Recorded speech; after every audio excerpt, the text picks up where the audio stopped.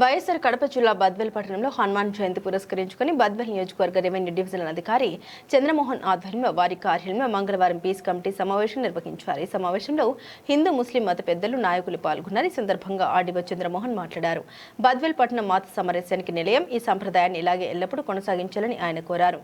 ఇటీవల కడపలో జరిగిన సంఘటన దృష్ట్యా ముందస్తు జాగ్రత్తగా హనుమాన్ జయంతి సందర్భంగా ఈ సమావేశం ఏర్పాటు చేసినట్లు ఆయన తెలిపారు. పండుగను శాంతియుత వాతావరణంలో జరుపుకోవాలని, ఎలాంటి అవాంఛనీయ సంఘటనకు తావు లేకుండా అందరూ సహకరించాలని మత పెద్దలకు సూచించారు.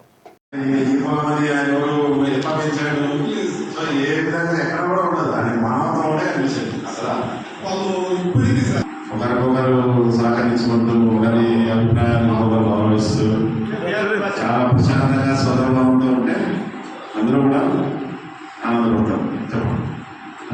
సో మనం రిసీవింగ్ బట్టి ఉంటుంది. మనం ఏదో కావాలని వాళ్ళు చేస్తున్నారని మనం భావిస్తే డెఫినెట్గా అది కాన్ఫ్లిక్ట్ వస్తుంది. అది చూసుకోకుండా జస్ట్ ఒక్క క్షణం మనము అక్కడ సమయంలో కానీ ఆలోచన కానీ చేస్తే ఏమి ఉంటుంది. అది అక్కడ ఏదైనా ఒక క్షణంలో మనం విసర్జన చేసుకుంటే అదే దేనికైనా దొరికింది అంతే. సో ఒకటి అదండి హృదయం బాగుండాలి అంతే. అది ఏమంటారంటే మరొకసారి అందరికీ కూడా హనుమాన్ జయంతి శుభాకాంక్షలు. హ్యాపీ